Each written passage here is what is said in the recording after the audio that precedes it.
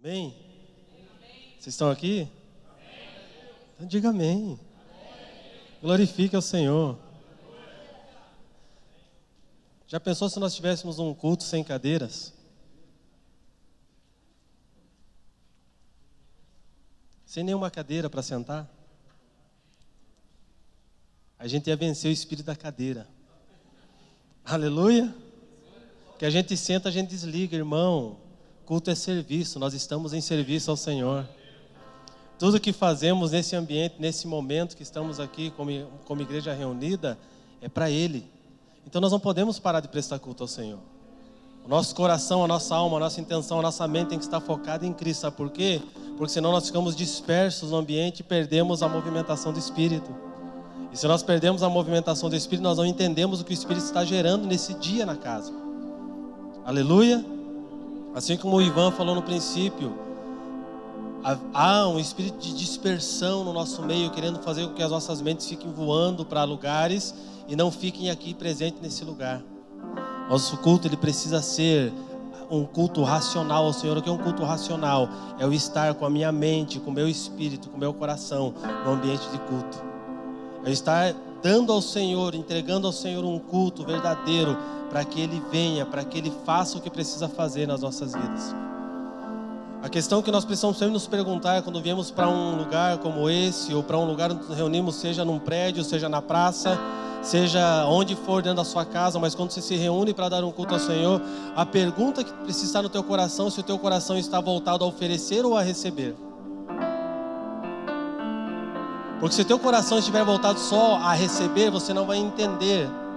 Você vai até receber, mas você nunca vai entender o que é dar e receber sem pedir. Pegou? Agora, se você vir para uma reunião, para um culto como esse, com o coração dado a entregar ao Senhor, a se entregar para o Senhor, a permitir que Deus faça em você aquilo que precisa ser feito, você vai encerrar o teu tempo de serviço ao Senhor sem necessidade de pedir nada, porque tudo Ele vai suprir na tua vida, porque Ele é o Senhor que conhece e sabe todas as coisas que os seus filhos necessitam, e antes que os seus filhos peçam, Ele os dá. Então o que muda todo o contexto da minha vida e do meu serviço ao Senhor é a intenção que me move a fazer. É como enxergo, é a forma que eu vejo. A forma que eu vejo as coisas, elas vão ser. E se eu estou olhando somente com o olhar do que eu preciso, eu não consigo ver o Deus que dá todas as coisas sem que eu peça. Então quando eu vou para um ambiente como esse, eu vou para um ambiente de celebração, eu tenho que ir com o coração dado ao Senhor, dizendo: Senhor, eu vim dar a Ti um culto, eu vim prestar um serviço. Por quê? Porque eu estou fazendo agora para o meu Senhor. Eu estou trabalhando naquilo que fui chamado, e você está funcionando e trabalhando naquilo que você foi chamado. O fato de eu estar na plataforma e você na cadeira não tira de você o compromisso de exercer o teu sacerdócio ao Senhor. Aleluia! E quando a nossa mente traz esse entendimento e nós compreendemos isso, nós vamos para ambientes com sede de entregar para o Senhor. E quando nós vamos e nos reunimos em 2, 3, 10 mil pessoas, em nome dEle, para Ele, fazendo para Ele, é impossível que a presença dEle não venha. É impossível que Ele não mova, é impossível que Ele não faça, é impossível que Ele não transforme situações contrárias em situações que vão ser benéficas. Mas tudo vem a partir da intenção que me move a estar e a fazer. E quando eu tenho entendimento disso, toda vez que eu me movo para estar com o Senhor, eu me movo com uma intenção e pergunto para Deus: o que eu posso te dar nesse dia, além do que eu já te dei no dia anterior? Porque todos os dias nós temos algo para entregar para o Senhor. Todos os dias nós precisamos ter algo para dar para o Senhor. Não chegue até o Senhor de mãos vazias. Entregue algo para Ele.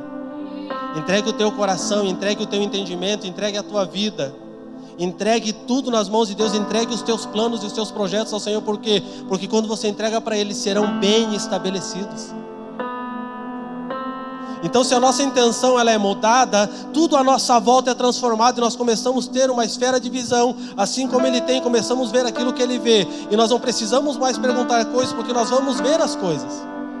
E por que vamos ver? Porque a intenção do meu coração foi mudada. Porque a intenção do meu coração trouxe transformação aos meus olhos. E a minha forma de olhar muda, e quando a minha forma de olhar muda, eu consigo contemplá-lo como Ele é. Aleluia. Sabe por que Jesus falava muito em parábolas?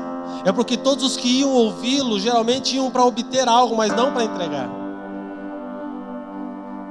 E aí alguns dos discípulos perguntam assim: por que você fala assim e ninguém entende? Mas não é para eles entenderem mesmo. Porque o coração deles está só em receber, eles não entenderam o verdadeiro culto. E para os discípulos, para os apóstolos, ele revelava coisas profundas. Por quê? Porque a intenção que os movia a andar com Cristo, da grande maioria dos seus discípulos e de 100% dos seus apóstolos, era dar um culto ao Senhor, era entender, era aprender, era oferecer, era se entregar. Porque se você for ver nas Escrituras, todos os 12 apóstolos e os discípulos que permaneceram após o derramamento do Espírito, todos eles deram as suas vidas pelo Evangelho, e todos eles se entregaram para que Cristo fosse nascido no coração das pessoas. Eles não foram pedir nada, eles foram entregar, porque eles sabiam que no momento que eles decidissem seguir a Cristo, no momento que eles entregassem a sua vida, ela não os pertencia mais. E se a igreja desses dias entender isso, vai ser uma igreja relevante na cidade que está inserida. Nós não temos que ir para a igreja para pedir uma vida melhor, nós temos que ir para a igreja para sermos agentes melhoradores da vida de muitas pessoas. E sabe por quê? Porque a nossa vida já está melhor em Cristo. Nós precisamos despertar em nós o desejo de servir mais e ser menos servido. Irmão, se nós entendermos algumas coisas práticas da palavra, nós vamos mudar muitas esferas do nosso meio. Nós vamos conseguir mudar e tocar em muitos lugares. Se o anseio que é no meu coração, para que vocês entendam, ele é pesado e é grande. Eu imagino o anseio que há no coração de Deus para que a igreja compreenda. Tem horas assim que eu estou com Deus e eu falo para Deus: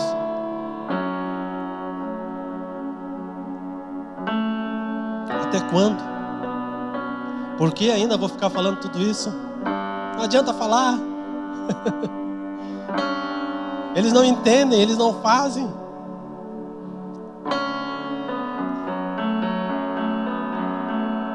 Sabe qual é a resposta de Deus para essas perguntas? Pegue a resposta para você, porque você também faz essas perguntas.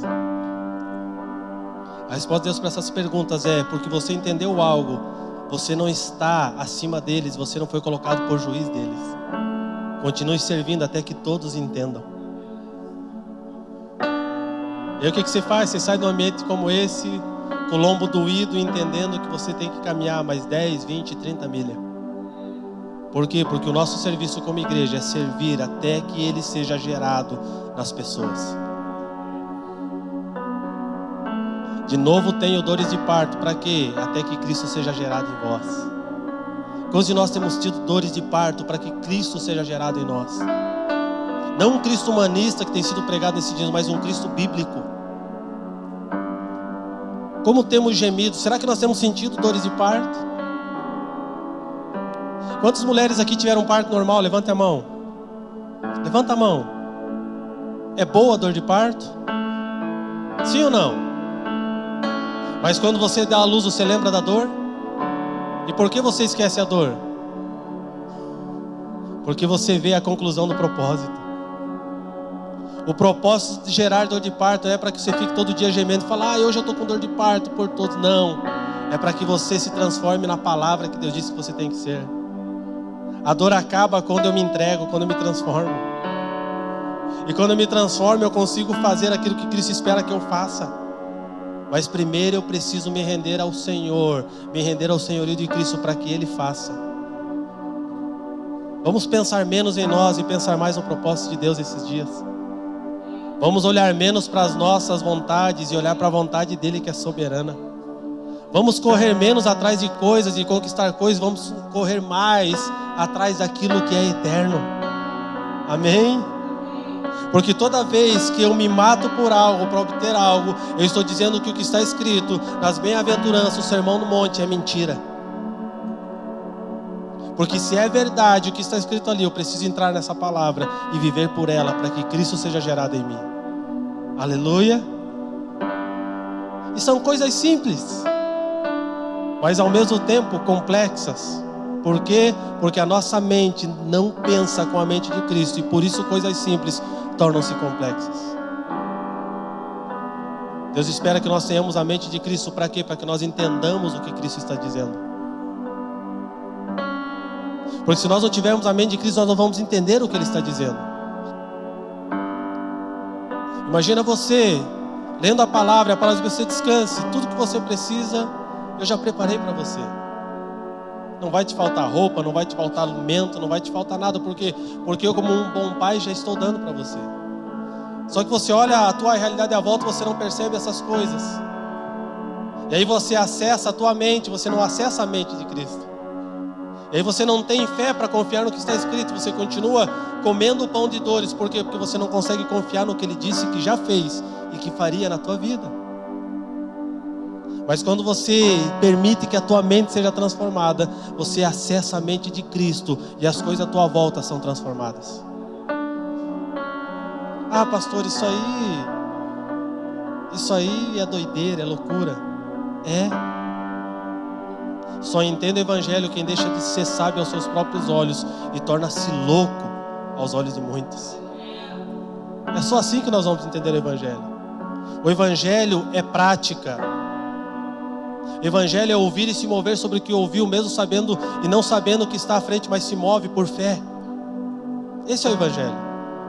Quando Deus nos fala algo, Ele espera que nós obedeçamos. Nós não venhamos ficar perguntando como vai ser, mas Ele aguarda que nós venhamos nos mover e fazer aquilo que foi dito. Ah, mas como que eu vou fazer sem saber? Quando você fizer, você vai saber. Porque a resposta de Deus para mim e para você sempre está na minha e na tua obediência. Se eu obedeço aquilo que Ele falou, Ele me dá o próximo passo do plano dEle para a minha vida. Mas se eu não me submeto àquilo que Ele falou, eu não vou saber o processo do plano dEle para a minha vida. Aleluia, glória a Deus. Quem nos visita hoje pela primeira vez, levanta a sua mão aí. Glória a Deus, mantenha a tua mão levantada. Mantenha a tua mão levantada que alguém vai dar um abraço em você aí, aleluia. Glória a Deus. Saia da tua cadeira, irmão. Repreenda o espírito da cadeira e vai abraçar seu irmão em nome de Jesus.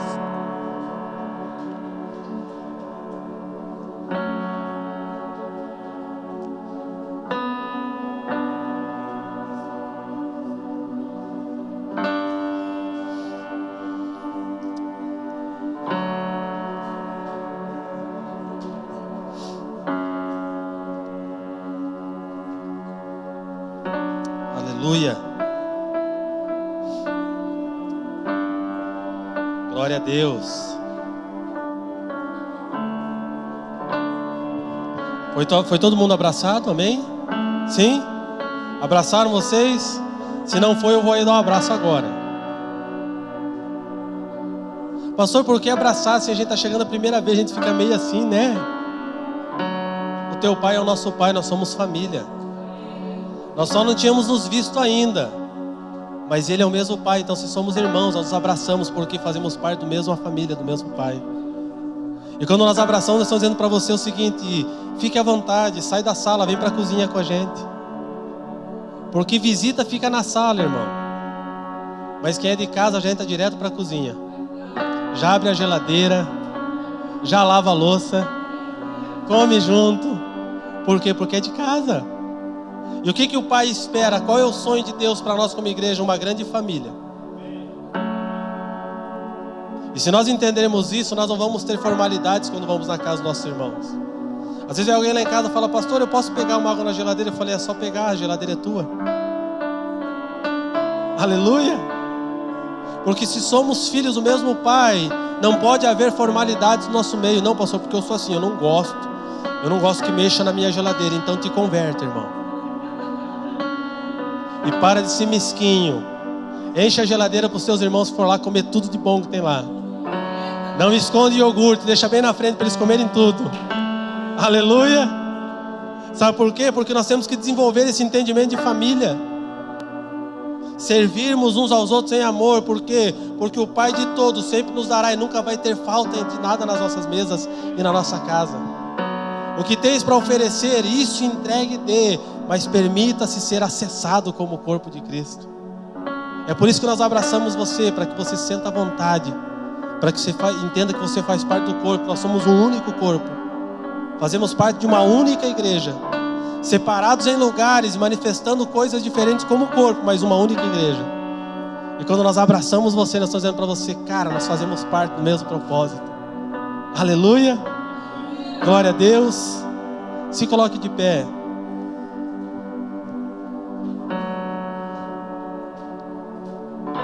Eu quero que o Senhor me dê graça nessa noite para que eu possa comunicar a vocês aquilo que está borbulhando dentro de mim.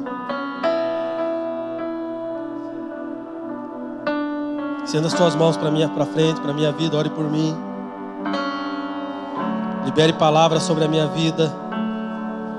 Pai, nós damos louvor, honra e glória ao Teu nome, porque estamos aqui com um único propósito e um único objetivo: dar um culto santo e agradável a Ti. Tu és o único digno de ser adorado neste lugar. Tu és o único santo neste lugar. Tu és o único perfeito. Tu és o único bom neste lugar. Tu és o nosso Senhor. É para você que nós nos reunimos essa noite. Nós nos reunimos aqui, Senhor querido, para fazer outra coisa a não ser dar louvor, honra e glória ao Teu nome.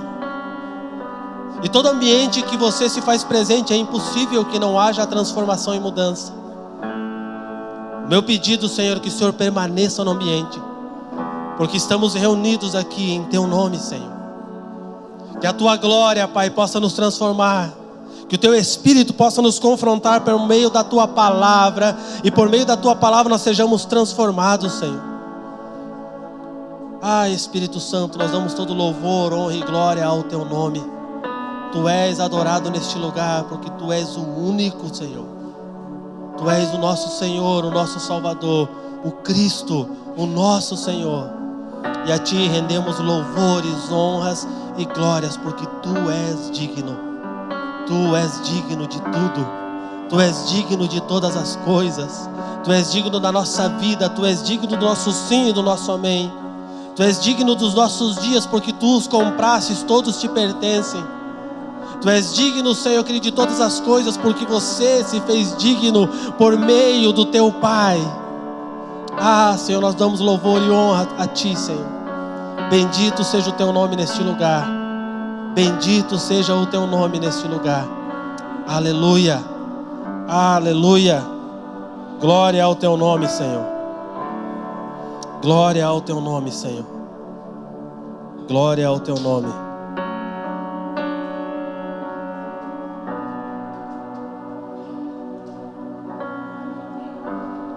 Aleluia.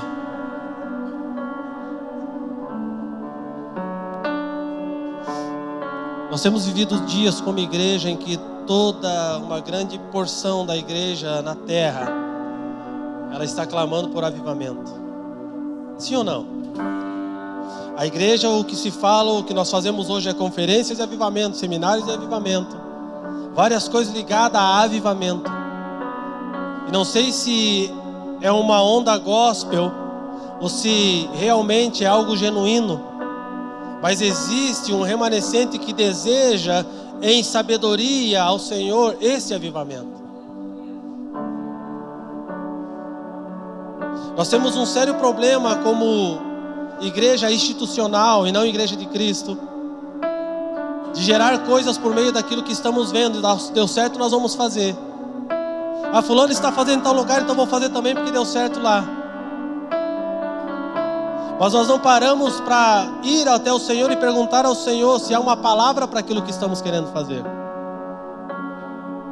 Porque para ouvir a Deus, nós precisamos aprender a calar a nossa mente. Para ouvir a Deus, nós precisamos aprender a calar os nossos anseios, os nossos desejos e as nossas vontades. Para ouvir a Deus, nós temos que dar um cala-boca na nossa vida que está muito viva e morrer para Cristo, para que Ele fale em nossos corações. Porque o fato de fazer coisas boas não quer dizer que estamos fazendo aquilo que Deus pediu. Por mais que sejam aprovadas por pessoas, mas muitas vezes aprovadas pelo Senhor, porque não houve uma pergunta se é aquilo que você deve fazer. E movido de muitas coisas, nós começamos a gerar muita atividade e serviço, achando que por meio disso nós vamos gerar um grande avivamento. O grande avivamento, ele sempre virá por meio do ensino da palavra, não por muito barulho. E se você perceber, As reuniões que tem menos pessoas são as reuniões de ensino de palavra. Mas nós queremos um avivamento. Mas nós não queremos aprender acerca de e como isso acontecerá. Nós oramos por algo que nós não entendemos, porque nós queremos movimentos. Nós estudamos algumas coisas sobre avivamento e achamos que aquilo é avivamento. Sim, foi naquele tempo, mas para esse tempo existe uma porção maior de avivamento. Deus está transformando o avivamento por meio da mente das pessoas. Nós precisamos ser primeiro avivados para depois trazer avivamento. Nós queremos que haja avivamento, mas nós somos transformados no avivamento que esperamos que haja. Nós sempre esperamos que terceiros gerem um avivamento que na verdade precisa começar em nós. Para que isso aconteça, nós precisamos entender um princípio. Nós precisamos primeiro nos submeter à palavra, porque todo avivamento bíblico primeiro foi anunciado, depois passou por processos de Deus, foi gerado em pessoas, homens que foram separados para aquilo, para movimentar o corpo, para que o corpo fizesse aquilo. Mas perceba que não foi o nome deles que foi exaltado, mas sim o nome daquele que trouxe o verdadeiro avivamento para a igreja do tempo e da época. O avivamento não está ligado a uma denominação, a um nome, a uma pessoa, mas está ligado ao dono do avivamento, porque é ele o mais interessado por isso. Agora, para que haja avivamento, primeiro eu tenho que ser transformado pelo Deus do avivamento. Se não houver uma transformação de caráter, de mente, de coração, se não houver uma transformação na minha mente, eu não vou entender o que é avivamento. Eu vou passar de vento em vento, de tempo em tempo, de 10 em 10 anos, fazendo alguma coisa, e nós vamos nos encontrar pelo caminho, depois do ciclo de 10 anos, que geralmente acontece assim. Nós vamos nos encontrar pelo caminho aborrecidos e conversando assim como aqueles discípulos do caminho de Emaús. Vão estar falando, poxa, mas não era dessa vez que viria? Mas não era por meio disso que ia acontecer? Não seria dessa forma? Parecia tão assim, claro que ia acontecer e de repente se dissipou. Se de repente não aconteceu. Nós achávamos que por meio desse homem viria tudo aquilo que esperávamos, e parece que nada aconteceu. E muitas vezes nós, chamados cristãos, nos encontramos nesse caminho. Os mais antigos, os de 30 anos de caminhada com Cristo, nós sentamos e começamos a conversar sobre os ventos que tiveram acerca de avivamento.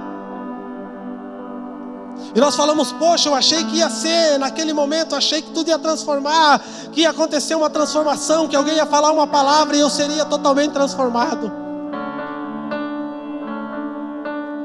Mas o mais triste disso é que muitos caíram no chão, muitos foram arrebatados, muitos tiveram visões, mas ao sair daquele ambiente na segunda-feira, eles não permaneceram no lugar de avivamento. Eles esperavam a próxima reunião para caírem no chão, para fazerem tudo aquilo, para terem alucinações, para terem revelações, para dizer que estão sendo avivados. Mas isso não é avivamento. Avivamento está ligado ao arrependimento, arrependimento está ligado ao retorno, o retorno está ligado à origem de tudo que Deus fez, para que nós sejamos transformados naquilo que Ele quer. Isso são coisas, são sinais, são coisas que Deus faz no meio de onde nós estamos, que existe um ambiente de glória dEle, Ele faz.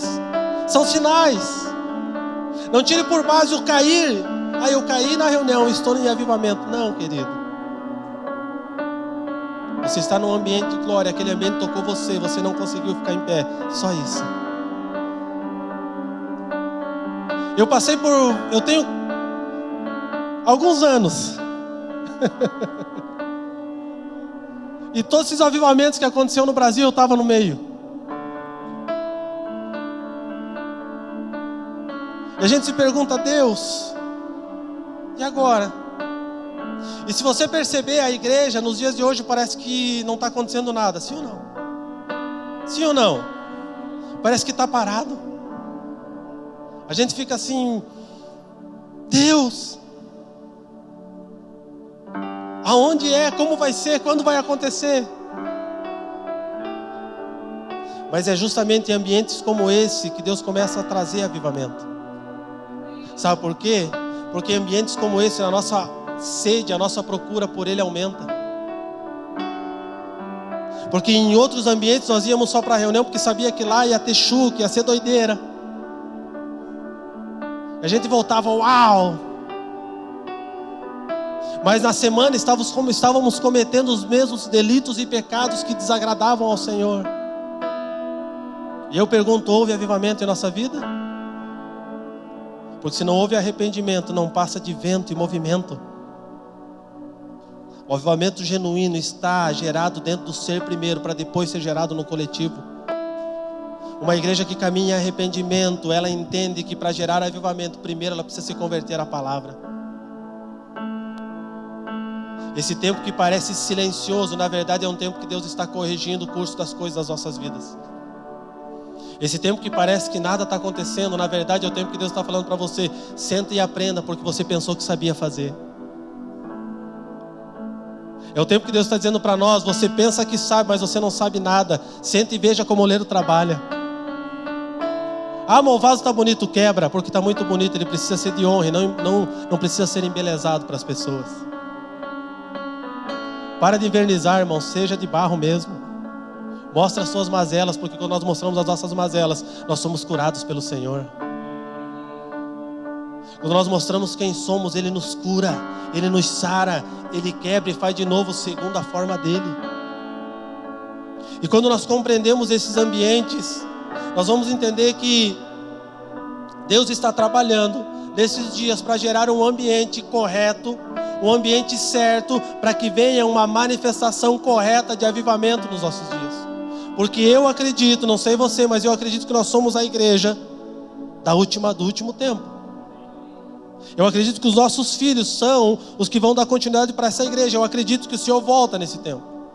E o meu pedido para Deus é que eu esteja vivo até lá. E que eu tenha 100 anos e seja lúcido e esteja pregando o evangelho. Aleluia, se não querem me ouvir. Achei que eu tinha alguém aqui aliado comigo. Vocês não vão me suportar por mais alguns anos? Eu suporto vocês. Mas o desejo do meu coração é que eu faça parte disso. Eu quero fazer parte. Mas eu não quero ficar um velho rabugento reclamando das coisas que passaram. Eu quero ser alguém como Caleb, dizendo: estou com 80 anos, meu filho, mas eu vou subir naquele monte. Eu vou derrubar tudo, vou quebrar tudo, porque eu pedi para Deus, aquilo é meu. Eu tenho o mesmo vigor que tinha 40 anos atrás. Por quê? Porque aquele que espera no Senhor renova as suas forças. Sabe por que você está fraco? Porque a tua esperança não está em Cristo. Mas no momento que a tua esperança estiver em Cristo, é impossível que você esteja fraco. Você pode estar cansado, mas não abatido. Pode ser aqueles dias assim difíceis, mas de manhã você levanta na cama e fala: ah, Senhor, hoje não tem para ninguém, hoje eu vou para cima. Hoje eu vou quebrar tudo para louvor da tua glória. Aleluia! Quando nós entendemos isso, nós conseguimos trazer a nossa mente e condicioná-la ao que Cristo está falando acerca de avivamento. Eu tenho lido a Bíblia, estudado acerca disso, porque os mais velhos de igreja sabem do que eu estou falando. Ah, está havendo avivamento em tal lugar, nós corríamos tudo para lá. Na verdade não era um avivamento, eram sinais de avivamento. Aconteciam coisas tremendas e maravilhosas nesse ambiente, sim, ainda acontecem. Porque a manifestação da glória de Deus vem onde há fome e sede do Senhor. Sabe o avivamento que houve em Toronto? Pode acontecer aqui, se você tiver a mesma fome e a mesma sede. Existe uma palavra, o ano passado, alguns profetas do mundo inteiro se reuniram em Brasília, e Deus deu a eles 12 cidades do Brasil, onde Deus faria algo a partir da sua igreja. E Curitiba faz parte disso. E como que nós fazemos para que a palavra se cumpra? Nós vamos nos tornar a palavra que foi entregue. Porque todo avivamento primeiro é profetizado e depois é concretizado. E por meio de quem Deus traz avivamento? Por meio de quem, igreja? Por meio de quem, igreja? Por meio de nós, a igreja. E qual é o propósito do avivamento?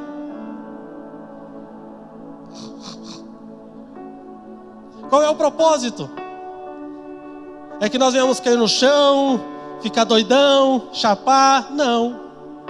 O propósito é que todo ambiente à nossa volta e o mundo seja transformado por aquilo que Deus está fazendo nas nossas vidas. Esse é o ambiente. Agora, se o nosso desejo, a nossa intenção só está experimentar, não adianta nós cantarmos: Senhor, desce a tua glória. Para que você quer a glória?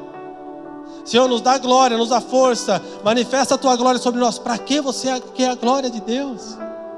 Senhor, eu quero fluir nos dons, eu quero manifestar, eu quero.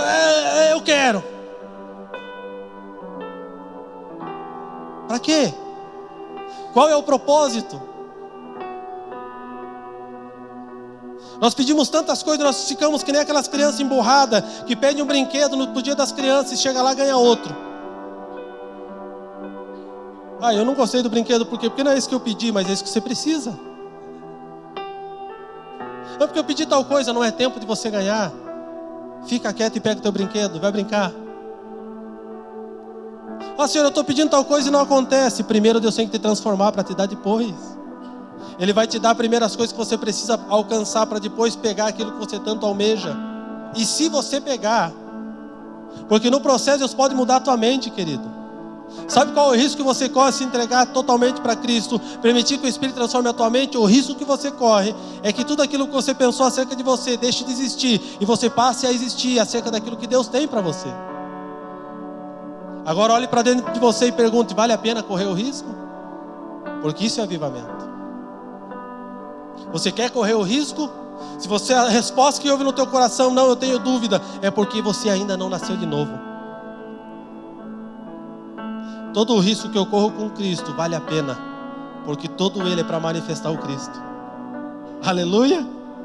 Não existe avivamento sem que primeiro haja arrependimento. Arrependimento genuíno dentro de mim. O que é arrependimento? É retorno. Segunda coisa, arrependimento é gerado por meio das minhas ações? Não. Quem me leva ao arrependimento é o Espírito Santo de Deus, porque é Ele quem convence o homem do pecado. Quando nós somos pegos em delitos, nós nos arrependemos, sim ou não? Sim ou não? Não, arrependimento não é por meio de ser pego, arrependimento é por meio de confissão. Quando nós somos pegos, nós confessamos porque já descobriram. Isso gera remorso, mas não arrependimento.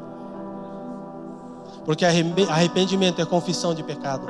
Arrependimento é reconhecer quem eu sou e que preciso ser transformado. Arrependimento é chegar até o Senhor e falar: Senhor, eu sou um desgraçado mesmo, eu sou terrível, eu faço coisas que nem é bom falar de tão feio que é, mas eu preciso que o Senhor me transforme. Davi era um cara, irmãos, que cada vez que eu leio sobre ele, eu falo: Senhor, me dá o coração desse homem. Não precisa me dar tudo, me dá só um pouquinho. Porque o homem, rapaz, para confessar, o homem para entender arrependimento, quando ele chegava até o Senhor, ele tinha feito coisas terríveis que a religião condenava, e ele chegava para o Senhor e falava: Senhor, eu sou esse cara, eu fiz. Eu sou um pilantra. Eu preciso confessar para o Senhor, e estou aqui, ó. Vai morrer, eu morro. Vai pagar preço, 40 anos, eu pago. Mas não retire de mim a tua glória. Não retire de mim o teu Santo Espírito. Por quê? Porque ele sabia o que valia mais. A decisão que tomo acerca do Cristo que eu sirvo determina como eu caminho. A forma com que vejo Deus e anseio Deus determina a minha movimentação. Agora, se os meus olhos estão fitos somente naquilo que eu estou fazendo, eu não consigo ver Cristo. Quem não está disposto a sentar para aprender, não está apto para ensinar.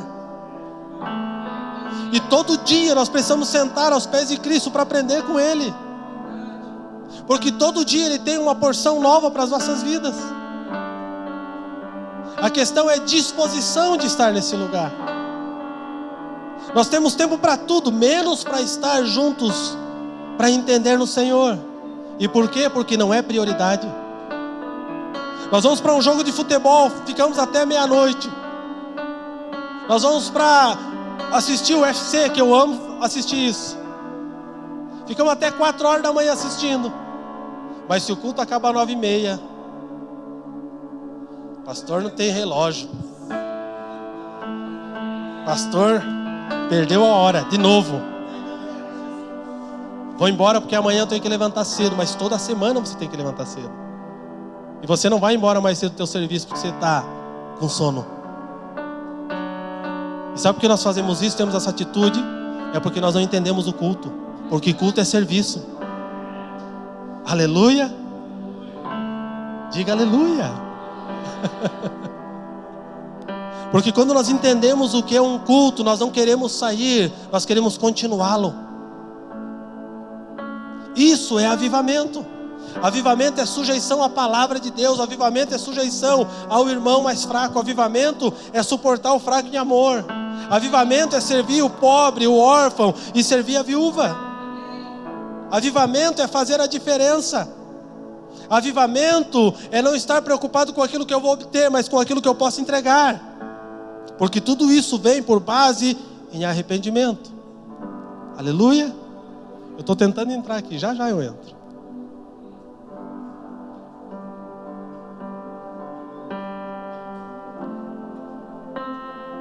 Você sabe o que significa a palavra avivamento? Quem sabe? Avivamento, no contexto bíblico dela.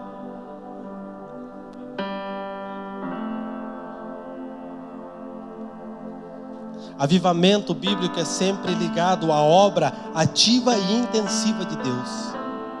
Quando nós nos sujeitamos a estar sendo trabalhados por Deus, nós estamos em constante avivamento.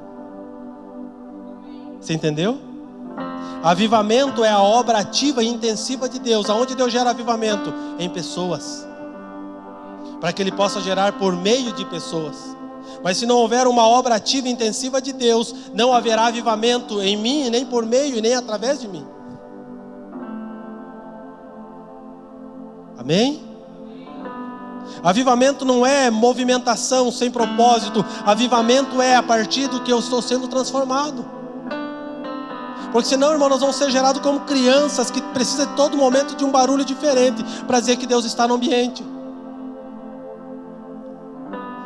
Às vezes Deus se move por meio da brisa, e se você estiver dormindo, você não vai ver Ele.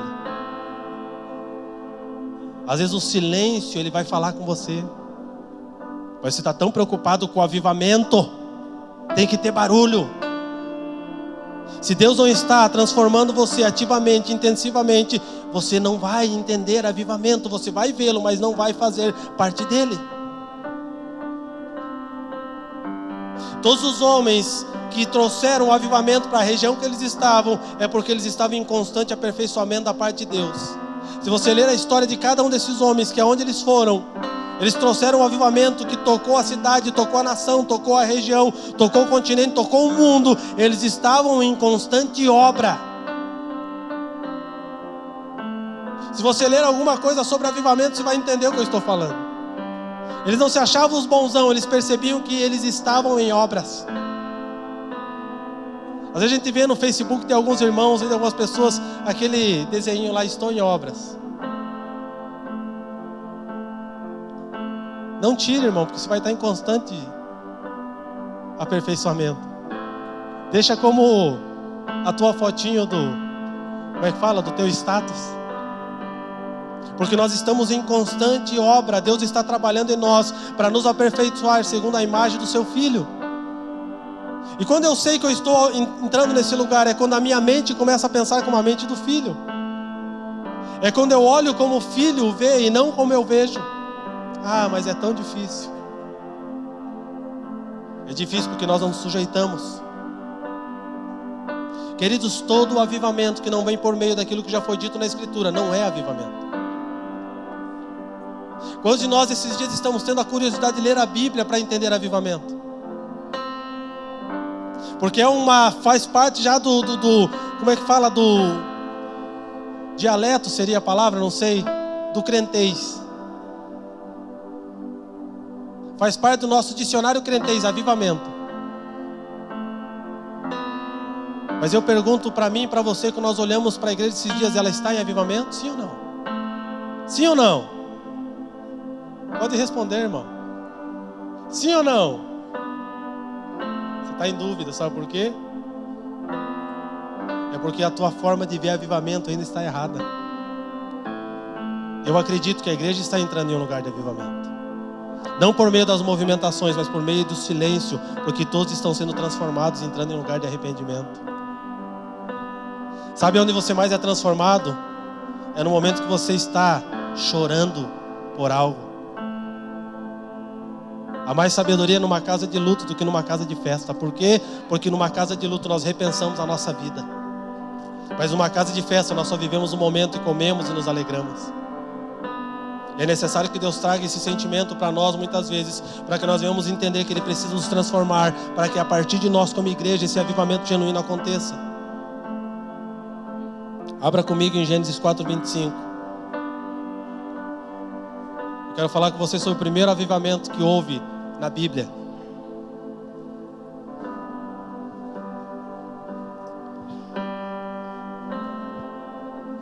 Aleluia! Está comigo?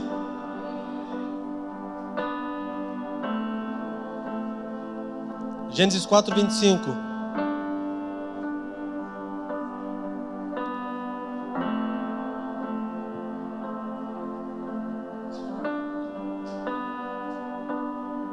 Tomou Adão a coabitar com sua mulher, e ela deu à luz a um filho, a quem pôs o nome de Sete, porque disse ela: Deus me concedeu outro descendente em lugar de Abel, que Caim matou.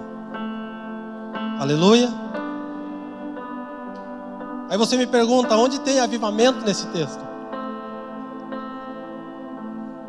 No princípio, nasceram 2 filhos, Caim e Abel. Eles foram ofertar ao Senhor.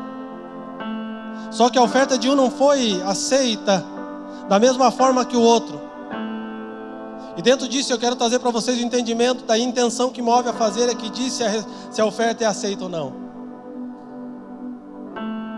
Quando Caim entrega a sua oferta, ele entrega resmungando, por quê? Porque ele achava que o seu trabalho de arar a terra era mais terrível do que o do seu irmão, que cuidava de ovelhas. Ele olhava para o seu irmão cuidando do rebanho, ele ficava indignado com Deus, falava: Deus, por que eu tenho que arar a terra? Por que eu tenho que arrancar brolho? Por que eu tenho que virar pedra? Por que eu tenho que arrancar toco? Enquanto ele está lá com a varinha, passeando no meio, só cuidando das ovelhinhas.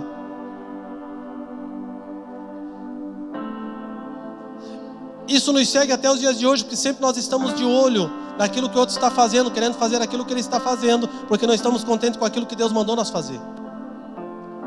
E por não haver contentamento no nosso coração, a nossa oferta não é aceita. Ele olha e Abel vai entregar sua oferta porque havia contentamento no coração dele. É por isso que o Senhor recebe a oferta dele. É porque ele entrega com contentamento, com alegria, em adoração, em serviço ao Senhor. A intenção que ele moveu a fazer era contentamento. Por quê? Porque ele estava fazendo, ele estava exercendo seu sacerdócio, cuidando daquilo que o Pai tinha dado para ele cuidar e fazendo aquilo da melhor forma. Caim vai entregar ao Senhor, mas ele entrega qualquer coisa. Alguns dizem que os frutos eram ruins, alguns dizem que as hortaliças estavam murchas. Na verdade não é nada disso, na verdade é a intenção do coração dele. E aí quando ele vai entregar a oferta, ele chega para Deus, que eles não foi do dia para a noite que isso aconteceu. E ele fica mordido com Deus. Sabe quando você fica mordido com Deus? Misericórdia, pastor, você já ficou, irmão. Todos aqui já ficamos um dia. Ah, Deus, porque o irmão lá, você vê, eu estou trabalhando que nem um condenado, as coisas não acontecem para mim.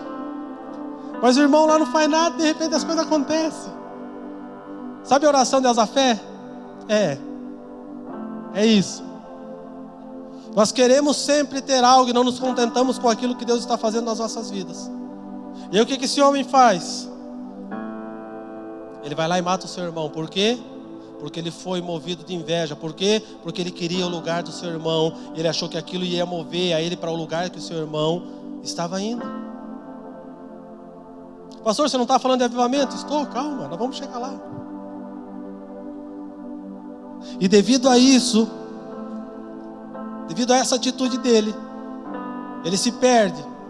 E aquele que estava sendo gerado para dar uma continuidade, a ensinar aquela geração de como prestar um culto, como trazer a presença do Pai, ele é ceifado, ele é tirado.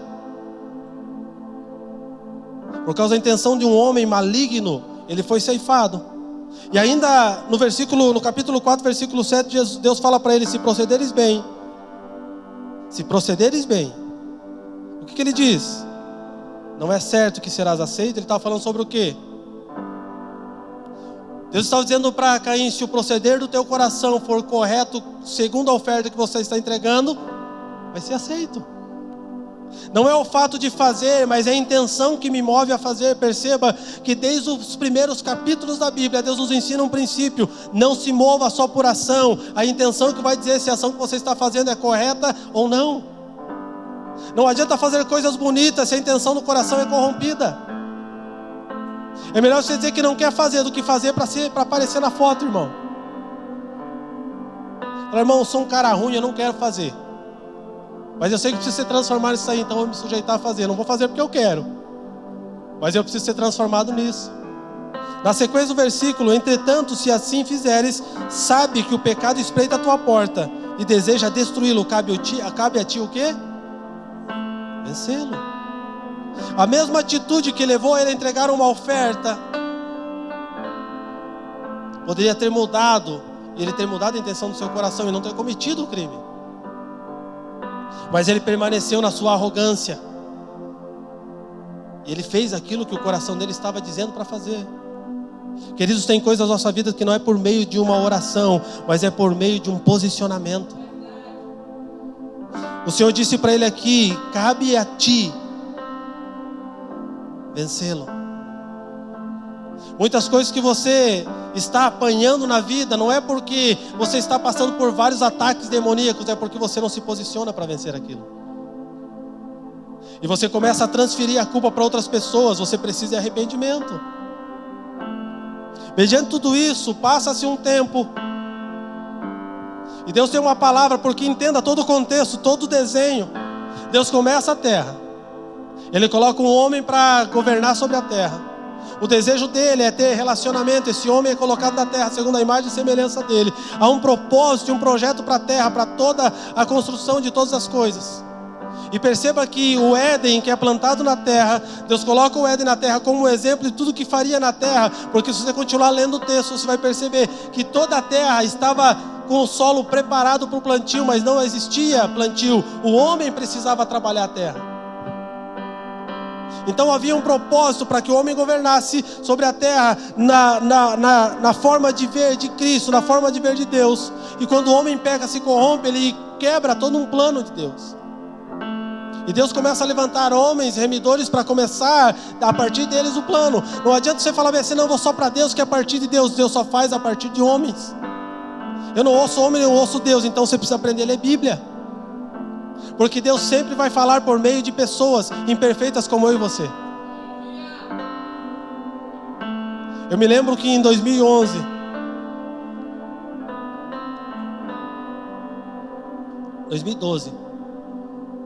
um amigo meu que trabalhava comigo, nós paramos o carro na frente da minha casa, e ele estava meio assim, né, como diz, meio desviado, pé lá ou trocar. Ele falou: ó, Isaías, eu sei que você não vai acreditar muito em mim, mas assim, ó, com essas palavras, o cara era meu funcionário: deixa de ser burro, cara. Deus mandou você parar com essas coisas. Você continua fazendo, vai derrubar você, vai quebrar você, vai acabar com você. Aí você vai entender que Deus está falando com você. Ele falou: e tem mais, a partir de hoje eu não trabalho mais para você, porque eu não quero quebrar junto. Miserável. Eu olhei para ele e falei: cara, como tu é petulante. Ele falou: tudo bem, não precisa me ouvir, eu sou um pecador mesmo. Mas você sabe que Deus está falando com você nesses dias, você não escuta. Então ele tem que usar um burro, um jegue que nem eu para falar para você. Cara, aquilo me pegou por dentro. Porque Deus fala com quem Ele quer, por meio de quem Ele quer, na hora que Ele quer. Você fica escolhendo quem você ouvir, irmão, você não vai ouvir a Deus, você vai ouvir o teu umbigo.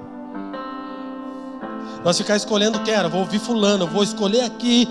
Se você não parar para ouvir os pequeninos, você não vai conhecer a voz de Deus.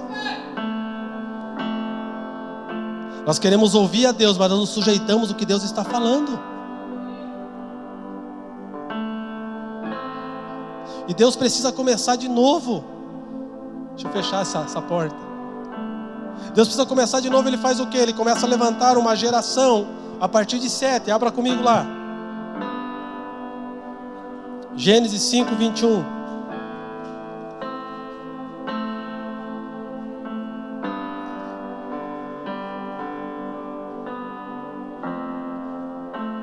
Sabe o que significa a palavra 7? O nome 7 significa alguém que veio para continuar, designado para ocupar o lugar. De quem? Quem morreu? Quem morreu aqui na história? Eu também me confundo, irmão, fica tranquilo.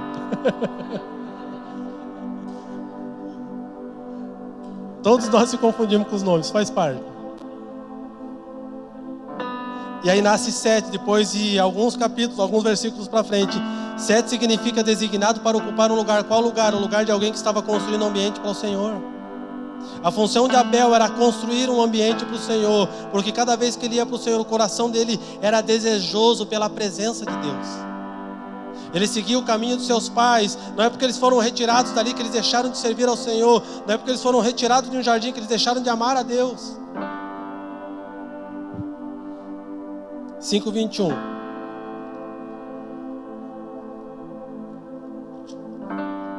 Vou ler genealogia para você agora. Quando Enoque completou 65 anos, gerou a Matusalém. No 25. Quando Matusalém completou 187 anos, gerou a Lameque. Número 28. Quando Lameque completou 182 anos, gerou um filho. 29. Deu-lhe o nome de Noé, porque profetizou: Este nos aliviará do nosso árduo trabalho e do sofrimento de nossas mãos, causados pela dureza dessa terra que o Senhor amaldiçoou. A geração de Sete, perceba aqui, não perca o fio comigo. A geração de Sete estabeleceu um lugar de adoração e ensino da palavra no tempo dele. Quando Sete nasceu, ele veio para ocupar um lugar. E quando Sete estava gerando o primeiro filho, ele dá o nome do seu pai, dá o nome do avô, aquele que foi tirado do barro, Enos. E Sete estabelece na sua casa, por meio da sua casa, um lugar de adoração contínua ao Senhor, um lugar de ensino acerca daquilo que Deus estava dizendo aos seus pais. Aquilo que Abel fazia e foi interrompido, Deus levanta outro homem. E quando esse homem nasce, a mãe dele, Eva, diz assim: nasceu aquele que vai dar continuidade àquilo que se perdeu por um tempo. E quando Sete começa a gerar isso, toda a geração de Sete, ela vem trazendo o quê? O primeiro avivamento da face da terra, porque a terra estava perdida. E Sete começa a desenvolver um lugar de adoração, um lugar de palavra. Como que eu entro em um lugar de arrependimento? Quando eu começo a adorar ao Senhor e reconhecer a sua glória, Ele me mostra quem eu sou. Sem adoração eu não reconheço, eu não chego a um lugar de arrependimento. Sem sujeição à palavra, eu não me submeto àquilo que Ele disse que ia fazer. Então não tem como funcionar fora desses dois ambientes. Sete começa a gerar isso. Os seus filhos são criados nisso, são ensinados nisso. Os filhos dos seus filhos ensinam para os filhos dos seus filhos. E aí vem alguém que dá continuidade àquilo que ele começou. Por quê? Porque Deus trabalha por meio de processos. Se você for ler aqui as gerações que se passaram, o tempo que se passou, e você aí preocupado em querer fazer tudo rapidinho. Passou-se um tempo e foi construído um ambiente, foi designado um ambiente, foi profetizado um ambiente. Todo avivamento bíblico, primeiro ele é profetizado. Noé foi profetizado, e o que Noé fez no tempo dele? Qual foi a função de Noé?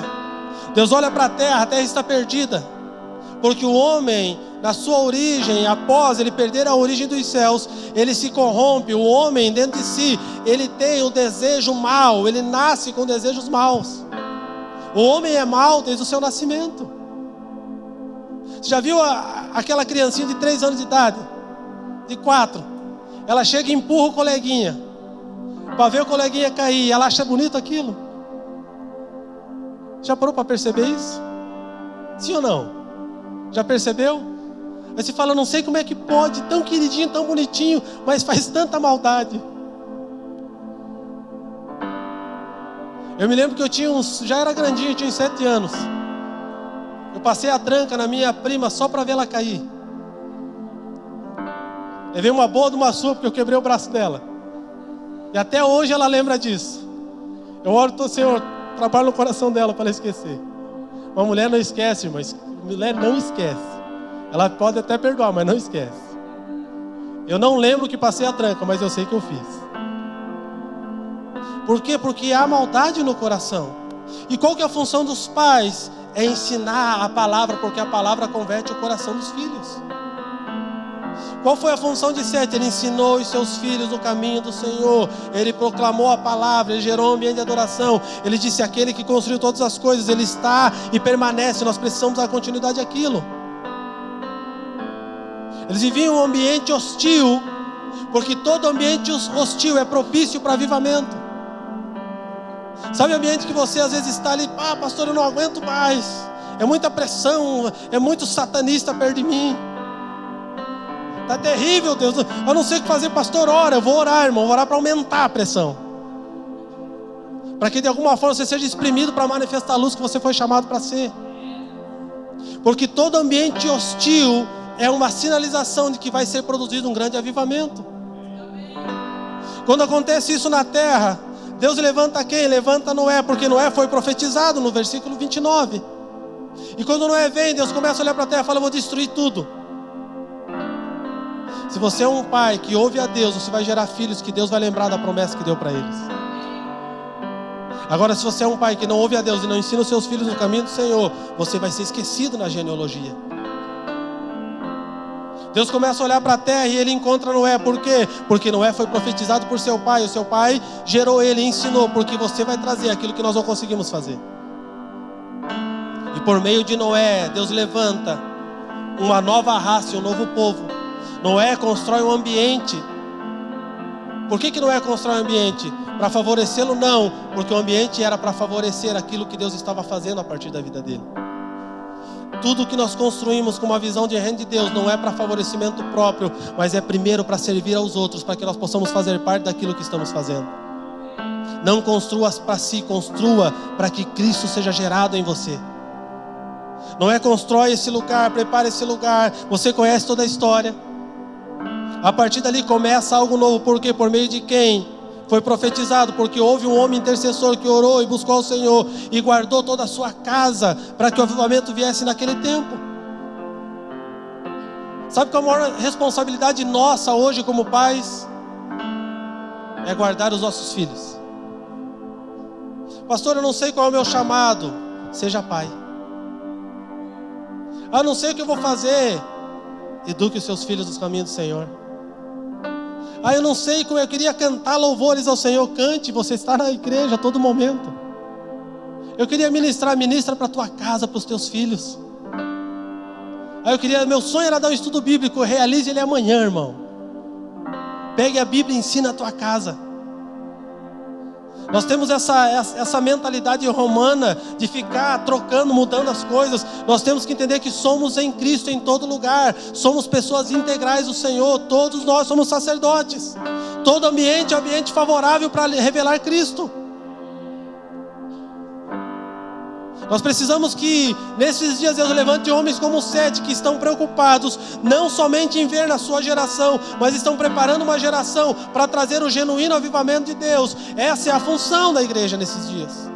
Sabe por que nós estamos falando de avivamento hoje? É porque outros passaram antes de nós e trouxeram a imagem do avivamento, falaram sobre isso, vivenciaram isso. Houve um impacto na nação, houve um impacto na cidade, e nós podemos falar sobre isso porque alguém começou lá atrás. Nós não estamos começando nada novo, nós somos a continuidade daquilo que começou em Sete. Não começou ontem, não, porque agora Deus me deu a palavra, o avivamento vai vir por meio da palavra que Deus me deu. Vai ler Bíblia, irmão. Esse é um coração de Caim. Eu preciso entender que tudo o que é feito por meio do corpo é para a glória do cabeça. Quem é o cabeça do corpo? Quem é? Tudo que eu faço como corpo glorifica quem? Então não peça glória pelo que você está fazendo. Glorifique Ele e continue fazendo, mesmo que ninguém veja.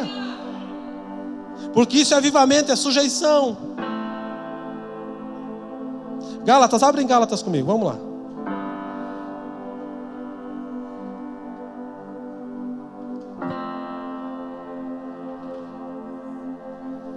Gálatas 4.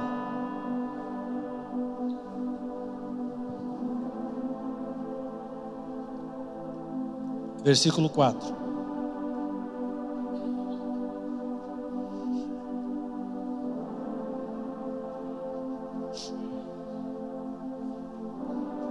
Vindo, porém, a plenitude do tempo, Deus enviou seu Filho nascido de mulher, nascido sob a lei, para resgatar os que estavam sob a lei, a fim de que recebêssemos a adoção do Filho, e porque vós sois filhos, enviou Deus ao nosso coração o Espírito do seu Filho, que clama, Abba Pai, de sorte que já não és escravo, porém filho, e sendo filho também, herdeiro de Deus. O que começa dizendo no Gálatas 4? Vindo porém o quê? A plenitude do quê? Vindo porém a plenitude dos tempos. Mas quando você vai ler a história, você vai perceber que quando Cristo veio, foi o tempo escuro, o tempo de escuridão e o tempo mais terrível da igreja na terra. E quando nós lemos aqui a plenitude dos tempos, nossa, estava tudo maravilhoso, a igreja fervendo, Deus vindo, loucura. Não, a igreja estava corrompida, ela negociava princípios, ela vendia princípios, não havia profetas, ela não tinha direção. E Paulo fala que na plenitude do tempo, Deus enviou seu Filho. Por quê? Porque a plenitude do tempo, para a manifestação do avivamento, é no ambiente de caos. A coisa está feia no mundo, vai piorar, irmão. Sabe por quê? Para que nós venhamos nos manifestar como filhos. Pastor, está terrível para o mundo. Para mim está só glória. Porque quanto mais terrível ficar, mais eu tenho que me preparar para ser luz do mundo. Toda a sinalização dos dias de hoje que nós estamos vendo caminha para o caos. E por que caminha para o caos? Porque Deus está, de alguma forma, nos chacoalhando para nós entender que está na hora de nós nos movermos como igreja. Porque nós somos agentes transformadores da parte de Deus.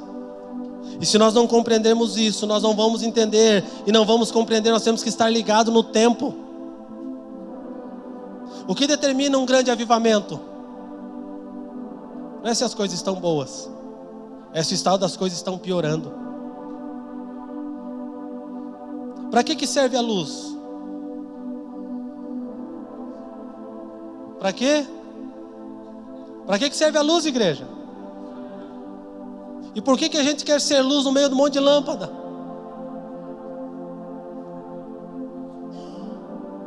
A função da luz é clarear a escuridão. Se não há luz, a escuridão ela continua. Mas quando a luz dissipa-se a escuridão. Na plenitude dos tempos, vindo porém na plenitude do tempo, Deus envia o seu Filho, nascido de mulher, nascido sob a lei. Ele está dizendo bem assim, ele foi profetizado. Nascido de mulher, porque havia uma profecia sobre isso. Nascido de mulher, nascido sob a lei falava acerca dele. Como que nós queremos trazer um avivamento que não tem por base o que está escrito na palavra? Não, agora nós estamos fazendo tal coisa assim, avivamento, está na palavra? Não está, então é barulho. Nós nunca precisamos tanto de entender e ler Bíblia do que nos dias de hoje. E infelizmente essa geração é a geração que menos lê Bíblia. E deveria ser a que mais lê. Mas glória a Deus pelo remanescente. Existe um remanescente que está entendendo. E por meio de ser remanescente, Deus vai alcançar muitos. Porque é um remanescente que não está lutando e trabalhando para si, mas está lutando e trabalhando pela causa do Cristo. Sabe aquela hora que você fala, pastor, não sei, eu estou fazendo as coisas e tudo só eu que faço, cansei. Você não entendeu porque que Deus te chamou. Tá, mas Deus vai fazer alguma coisa? Vai fazer você continuar fazendo sozinho. Até que você pare de resmungar e entenda que esse é o teu lugar. Para quê? Para que você seja transformado e através da tua atitude transformada, se transforme a outro, para que você não faça mais sozinho. Pegou? O fato de eu fazer não quer dizer que eu estou com a intenção correta do fazer. Mas o fato de eu permanecer naquilo que fui chamado para fazer determina se estou na palavra que recebi. Por que muita coisa começa e não termina? Porque é fogo de palha. Precisamos nesses dias de perseverança na palavra, não na nossa teimosia. Não, eu vou fazer porque eu quero fazer, teimoso. O que a Bíblia fala sobre homem teimoso? Você já leu?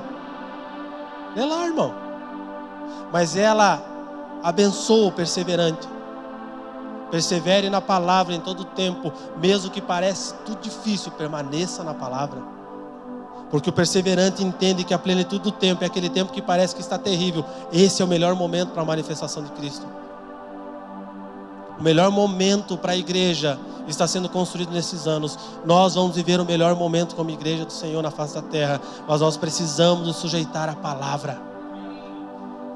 Se não houver sujeição à palavra, para de ter uma mente mundana e reclamar de tudo.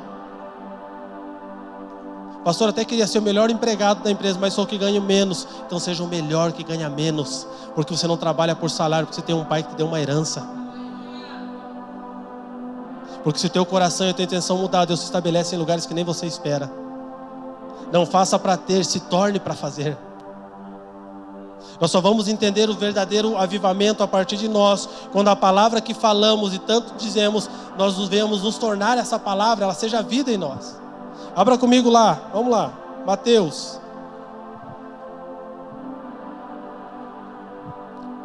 5, versículo 14.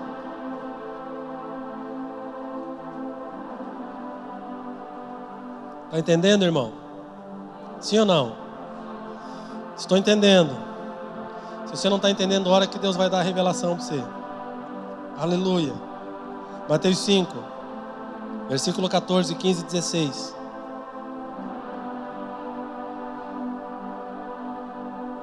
Vós sois a luz do mundo.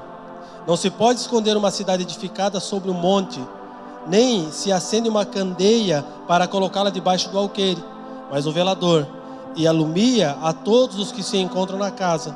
Assim brilhe também a vossa luz diante dos homens, para que vejam as vossas boas obras e glorifiquem o vosso Pai que está nos céus. Vós sois o quê?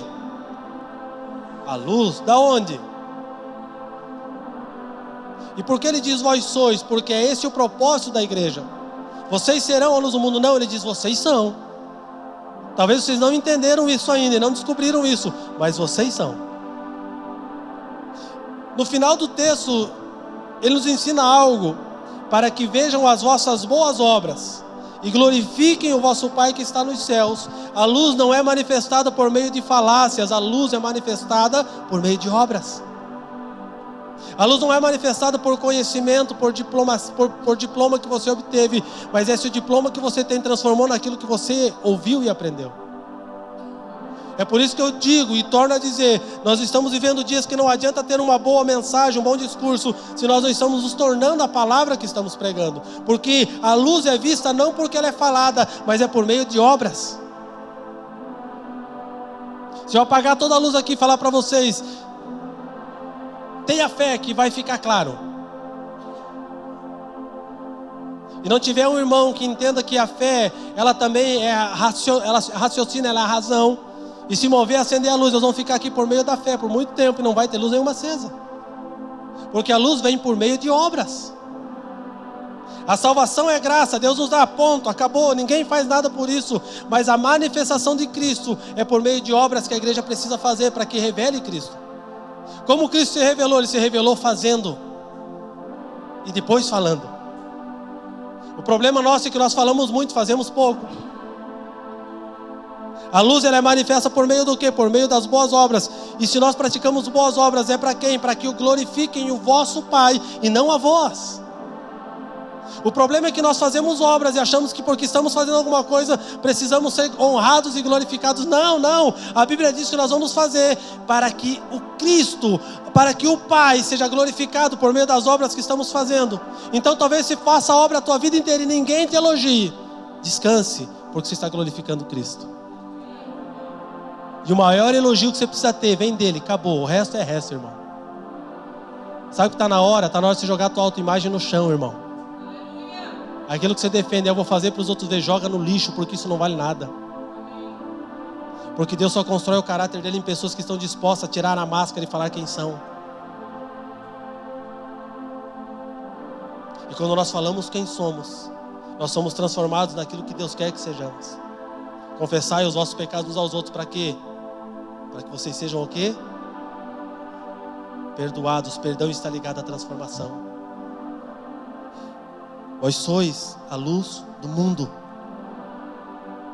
E por que ele fala que nós somos a luz do mundo? Porque ele estava falando para pessoas que estavam sendo transformadas naquilo que ele tanto ensinou. Abra comigo João 8,12.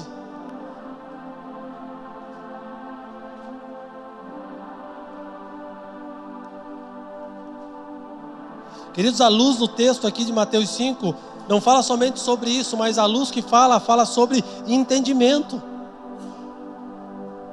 Como que você confronta uma heresia?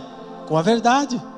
Como você confronta o entendimento errado acerca da Escritura? Com a luz da palavra, a revelação. A luz aqui não está ligada a você acender um candeeiro e ficar lá olhando para ele, não. A luz está ligada a pessoas que entenderam, desenvolveram a mente de Cristo, e por meio da mente de Cristo geram obras que glorificam Cristo. O mundo vê aquilo e quer fazer parte daquilo que está sendo gerado. É entendimento, é revelação, são obras. Por meio das obras. João 8,12 diz assim de novo, lhes falava Jesus dizendo: eu sou o quê? Quem me segue não andará nas trevas, pelo contrário, terá a luz da vida. Jesus estava dizendo para eles aqui: vocês precisam me seguir para quê? Para que aquilo que está em mim seja depositado em vocês, para que vocês alumiem o mundo. Todo o trabalho e todo o propósito de Jesus ter vindo no tempo devido, para trazer um avivamento, que foi gerado um grande avivamento naquele tempo, porque houve também um grande arrependimento. A função dele era gerar luz, entendimento, clareza acerca de quem ele era, para que nós tivéssemos obras verdadeiras que mostrassem Cristo. A pergunta é: não adianta eu chegar mais hoje e falar para alguém: cara, você tem que aceitar Jesus, senão você vai para o inferno. Irmão, sai desse lugar. Alô, não dá mais certo. Já passou. Se você não aceitar Jesus, eu não quero dizer nada não, viu, irmão? Mas você vai arder no fogo do inferno, irmão. Nem inferno existe. Não acredito que Deus existe, não acredito que o inferno existe. Esse evangelismo já foi, irmão. Nós entramos no tempo de sermos a palavra que tanto falamos. E quando Ivan olhar para mim, ele fala: cara, eu quero o Cristo que está dentro de você. Não sei o que eu estou falando, mas tem algo diferente de você. Eu preciso ser transformado no que você carrega. Não é o medo, não é mais tempo do evangelho do medo, não. Porque se você não aceitar Jesus, já percebeu? Alguém já falou isso para você? Você vai para o inferno. Você que escolhe se quer morrer no inferno ou se quer ir para Jesus. Porque Jesus, você vai ganhar pirulito, vai ser uma maravilha. Mas a Bíblia diz que aquele que quer ver a mim, negue-se a si mesmo, tome a sua cruz e siga. Tem pirulito nisso? Sim ou não? Então por que a gente fala uma coisa que não é bíblica? É para pensar.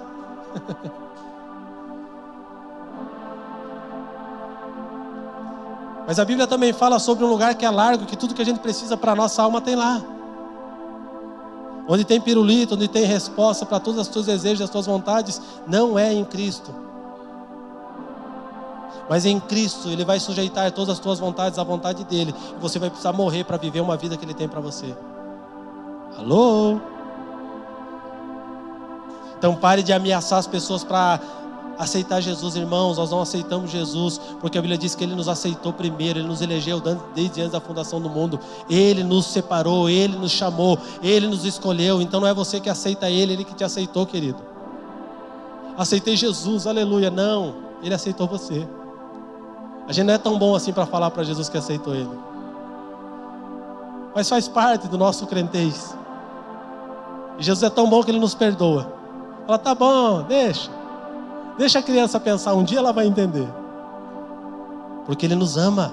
Ele não nos cobra o pecado da ignorância. Mas quando você conhece acerca das coisas de Deus, você não pode mais ser um ignorante e não pode mais praticar os pecados da ignorância. Quando eu era menino, fazia as coisas de menino, mas agora que sou moço, não posso mais.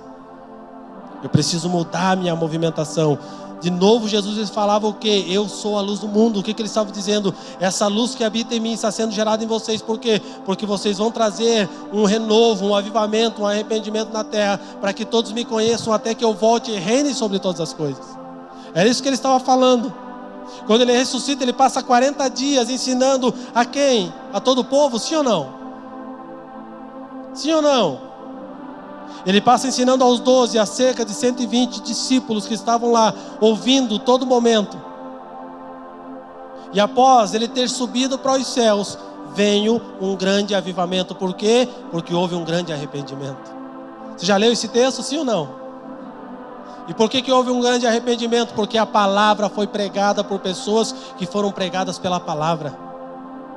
Querido, não pegue mais a Bíblia para pregar bons sermões.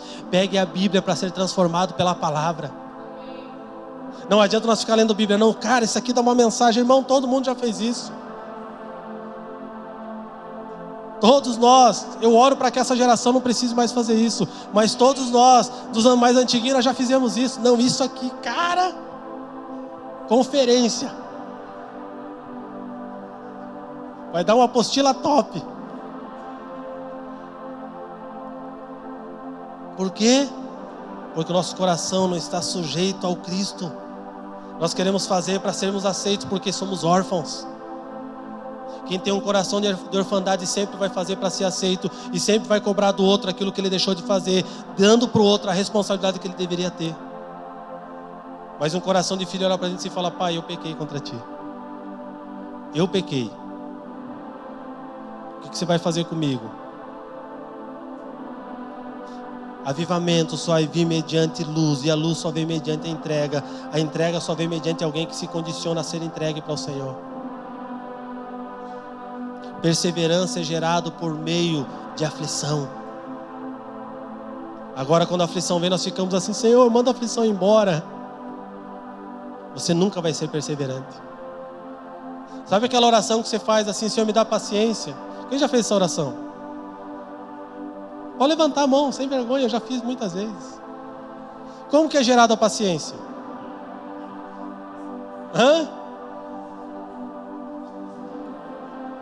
Senhor, me dá paciência. Vem um anjo com a varinha, paciência.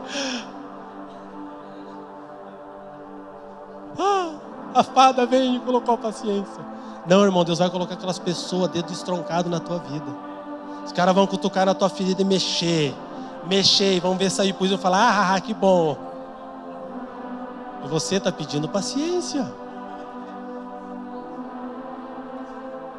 Como você adquire paciência? Por meio da aflição. Como você alcança a perseverança? Por meio da aflição. Porque a aflição produz perseverança, a perseverança produz esperança. Como que eu gero avivamento? Quando eu entendo que a luz de Cristo precisa brilhar em mim, por meio de boas obras. Quais são as boas obras? Mostrar Cristo através da minha vida e não das minhas palavras. Avivamento genuíno acontece em um coração contrito e quebrantado, disposto a se arrepender quantas vezes forem necessário, para que Cristo seja revelado através da sua vida, por meio de obras. Temos que entender e mudar essa visão. Existem sinalizações, maravilhas, sinais de Deus que acontecem em ambientes. Mas avivamento genuíno vem por base em pessoas que entenderam e se sujeitaram à palavra. Avivamento genuíno vem por base daqueles que entenderam, se sujeitaram à palavra e querem ser transformados pela palavra. Ser transformado dói, mas é o que todos precisamos. Não pense que você vai ser transformado de glória em glória, sem que você primeiro passe pelo fogo da glória. Alguém já queimou a mão aqui com aquele fogo? Como é que fala do... Não, isqueiro é tranquilo. Maçarico? Quem já queimou a mão com fogo de maçarico? É bom, irmão? Se você manter o maçarico, o que acontece?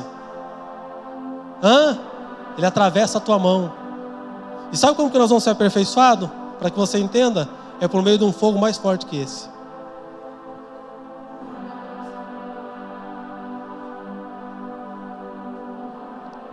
Porque Deus precisa queimar todas as nossas más obras para que nós possamos gerar as boas obras dele. Você não vai conseguir transmitir o Cristo mais por meio do discurso.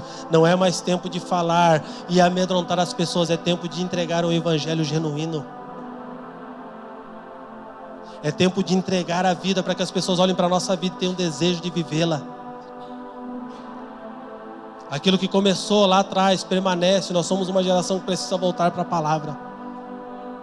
Pare de orar e pedir sinais. Comece a orar e pedir para que Deus transforme você.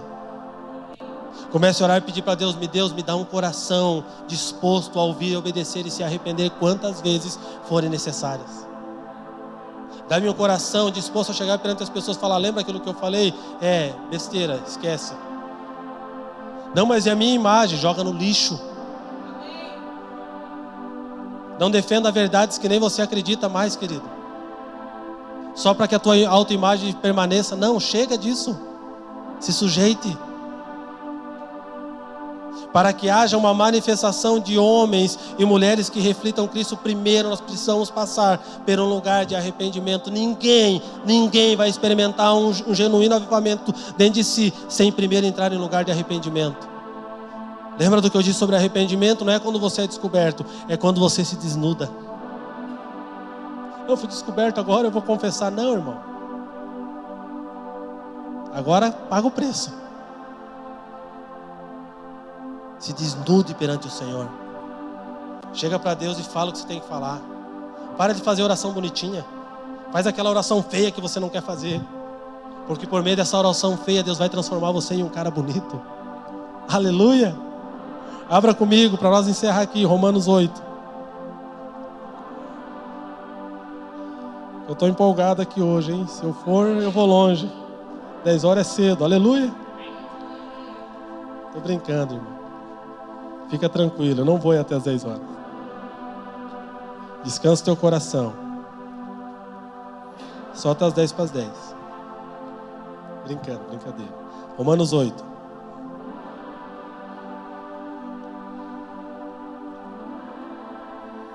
Romanos 8:19. O que diz em Romanos 8:19? É o que muitos de nós temos decorado já.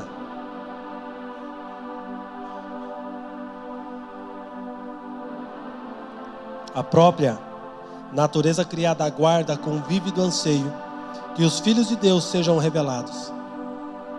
Quem precisa ser revelado? Um filho é conhecido como? Como eu reconheço um filho? Como? Por meio do DNA dele. É por isso que no reino de Deus não tem filho bonito e feio. Tem todo mundo que corre o sangue de Cristo nas suas veias. Não importa se o que você está fazendo é relevante para homens ou irrelevante para homens. Se o DNA teu é do Senhor, ponto. Acabou. Ai, pastor, eu queria tocar 100 pessoas, só estou tocando uma. Toca essa uma, que talvez essa uma toque 1000. Mas para de resmungar para querer um ministério que apareça. Se esconda em Cristo. Aleluia. Eu lembro uma vez que eu fui... Eu gosto de falar de mim, mas não gosto de falar dos outros. Há uns 20 anos atrás, eu cheguei na hora do culto, uns 15 anos atrás. E tinha 3 pessoas no culto aquele dia. 99 isso. Eu cheguei e fiquei indignado, irmão. Preparei um sermão. Sabe aquela mensagem que fala, hoje Deus vai arrebatar as pessoas. Vou orar, colocar a mão, vai cair no chão, vai ser loucura. Cheguei lá, tinha 3 pessoas na igreja, eu fiquei indignado. Na carne, não no espírito. E eu olhei para eles bem assim, vou esperar até as 8h30 ver se chega gente. Deu 8h30, não chegou ninguém. Deu 9 horas, deu 8h40, falei o seguinte, irmão, vou orar para vocês, vão para casa, não vai ter culto hoje. Que absurdo isso. Me preparo, vem ninguém para eu pregar. Palhaçada. Eu fui para casa indignado. Deus, que palhaçada que é essa? Como é que pode? Ele se prepara todo esse povo, bando de crente incircunciso. Não são temente a Deus. E detonando o povo, cara. Destruindo o povo e orando e cheio de razão, né? Eu amo Deus porque Ele arrebenta com a gente. Eu lembro que Deus falou para mim assim, como você vai querer pregar para alguém se você não está disposto a entregar a palavra para 3? A palavra que você tinha era para eles, não era para os outros. Enquanto você não aprender a pregar para 1, 2 ou 3, você nunca vai pregar para uma multidão. Então se contenha. Se contenha. Por quê? Porque você precisa ser transformado. Você é um crente desviado, rapaz. Meu Deus, você está enganando, você está falando de outro. Deus falou, não, estou falando de você mesmo. E Deus nos prova na palavra, queridos. Naquele mês ainda nós fomos para o culto. E tinha 2 pessoas.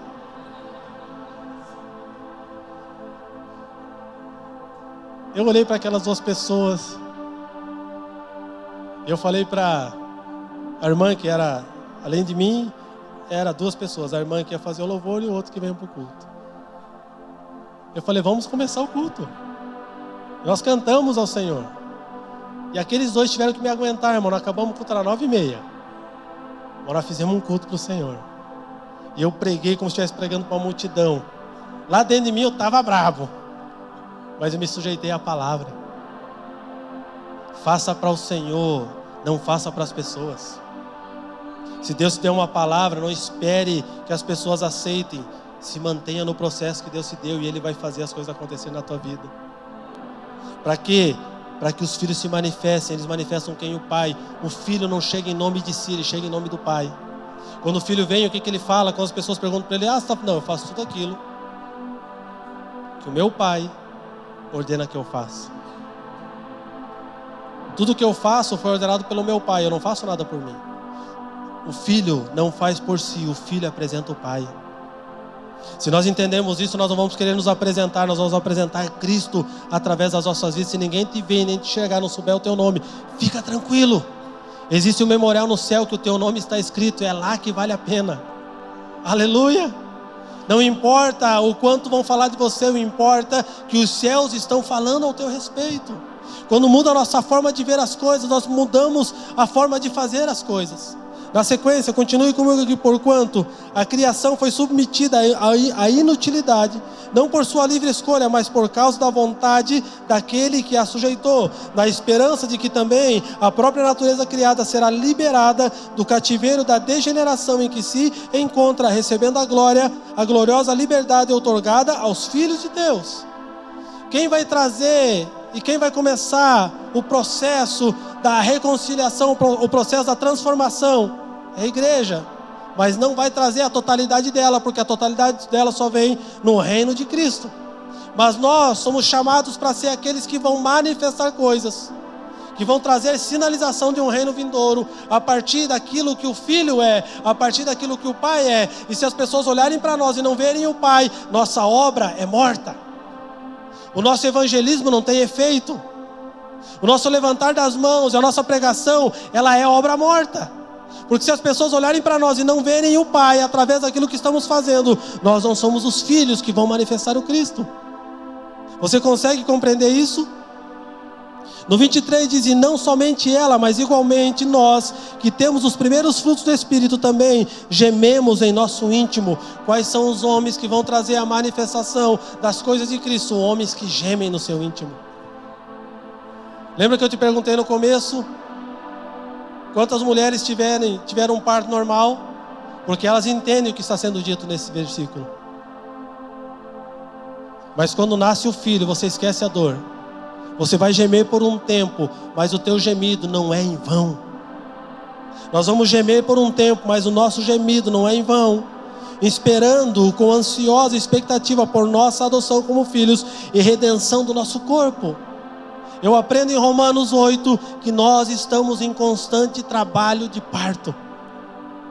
Nós estamos em constante trabalho e transformação da parte do Senhor. E nós só vamos manifestar Cristo através das obras geradas por aquilo que Ele está gerando em nós. Não tente fazer nada que você não foi transformado primeiro.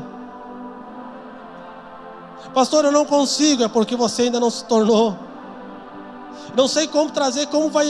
Eu não dá, eu estou num lugar hostil, terrível. O meu trabalho só tem gente ruim, só tem coisa ruim. Chego lá, tem um peso. Ei, vós sois. Se tem treva, é para que a vossa luz brilhe. Então amanhã chega naquele ambiente que você diz que Satanás está presente. Fala: sai daqui, capeta. A luz chegou. Onde há luz, não há trevas. Mas como isso acontece? É assim, mágica? Amanhã eu vou fazer. Aí chega lá, continua a mesma coisa. Não, o pastor falou que ia chegar, e aí ia acontecer a luz, puf! Ia mudar o ambiente. A palavra diz: quando eu for a luz, quando o meu entendimento for mudado, quando a mente de Cristo for gerada em mim, eu sou alguém que detém uma luz, que aonde chega, muda ambientes. Como muda o ambiente? Não, pastor, eu cheguei, o ambiente não mudou. Se mudou a tua cabeça, o ambiente já foi mudado.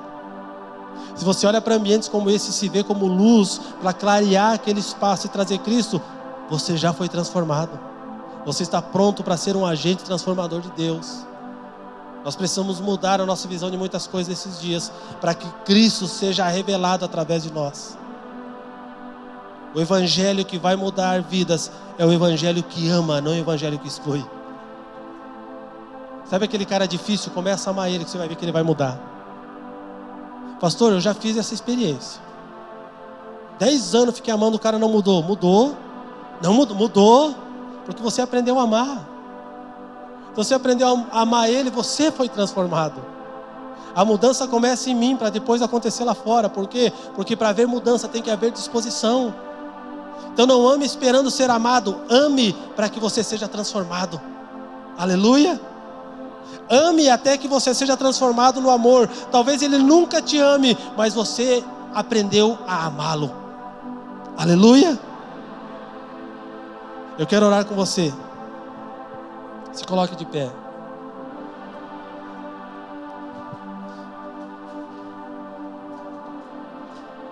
Eu quero que você entenda e leia com tempo, porque isso aqui é muito profundo, irmãos. Leia a genealogia no começo da Bíblia. Ler genealogia é terrível, não é? Quem gosta de ler genealogia, levanta a mão. Ninguém gosta. Mas os segredos da profecia acerca de Cristo estão na genealogia de Gênesis. Tudo é profetizado antes que aconteça. Nada do que está acontecendo nos dias de hoje já não foi profetizado nos dias outroras. Tudo que vivemos hoje é porque a palavra disse que viveríamos. Tudo. E quando nós lemos as Escrituras, nós entendemos o tempo que estamos vivendo. Há um tempo atrás eu estava resmungando: Deus, nada acontece. Olha que ambiente terrível, difícil. Quando muda a nossa forma de ver, tudo à nossa volta muda. Se a nossa ótica muda, nós temos a visão do que Deus está vendo. Nós precisamos parar de olhar para os problemas e começar a olhar para Cristo. Porque o avivamento está naquilo que vamos ser transformados por Ele. Nós precisamos ter a mente de Sete. Vivia em um ambiente terrível, hostil. Não havia ninguém ali que estivesse preocupado. Mas ele construiu uma geração debaixo de adoração e palavra. Dessa geração, dessa genealogia, vem Cristo, vem tudo aí. Por quê? Porque alguém entendeu e se dispôs a ser aquilo que ninguém queria ser. Que nessa noite você seja designado a ocupar o lugar que muitos não querem. Que você se sujeite ao senhorio de Cristo. Que você morra para a tua vontade. Para quê? Para que Cristo seja gerado em nós. Para que nós possamos mostrar Cristo através das obras que carregamos por meio dele. Feche os seus olhos. Mediante a palavra que ouvimos e que lemos, eu quero que você ore. Mediante aquilo que você compreendeu, mediante aquilo que trouxe entendimento a você, ore sobre isso. Por que orar? Porque quando eu oro a palavra, eu sou transformado por ela. Pai, nós somos gratos a Ti, Senhor, pela palavra dessa noite. Somos gratos a Ti pelo Teu coração, Pai. Somos gratos a Ti porque o Senhor nos ensina, porque o Senhor quer nos levar a um lugar que fomos chamados para estar. Mas nós não iremos para esse lugar antes de sermos transformados na palavra que o Senhor nos deu para que nós carregássemos. E a minha oração, Senhor, é que o Senhor levante nesses dias homens dispostos, Senhor querido, como o Senhor levantou no princípio, homens como Matusalém, como Enoque, como Lameque, homens, Pai, dispostos a gerar filhos de propósito, Pai, para que esses filhos cumpram o propósito pelo qual o Senhor os levou e os trouxe, Senhor, até este lugar. Eu oro para que homens que gerem ambientes dentro dos seus lares sejam levantados, que não estão preocupados em fazer grandes coisas para serem aplaudidos, mas entendem que todo o grande começa pelo pequeno, e a partir do pequeno há uma grande diferença em uma cidade. Pai, que o Senhor nos ensine que tudo passa por meio de processos, e nada nós vamos fazer sem que primeiro sejamos sujeitados aos Teus processos para sermos transformados segundo a Tua imagem e segundo a Tua semelhança. A identificação que o mundo terá de nós como filhos é se nós fazemos as mesmas coisas que você faz, se nós amamos da mesma forma que você ama, se nós estamos dispostos a dar e a entregar tudo por amor da palavra que carregamos. A minha oração é que o nosso DNA, Pai, seja puro, que nós sejamos filhos que não digam que se parecem contigo, mas quando as pessoas nos ouvirem, falarem conosco, verem as nossas obras, elas verão Cristo por meio das obras que estão sendo feitas. Nós oramos para que o Senhor levante homens que estejam dispostos a se arrepender, a se humilhar, para que um genuíno avivamento comece a partir dos nossos lares e da nossa casa.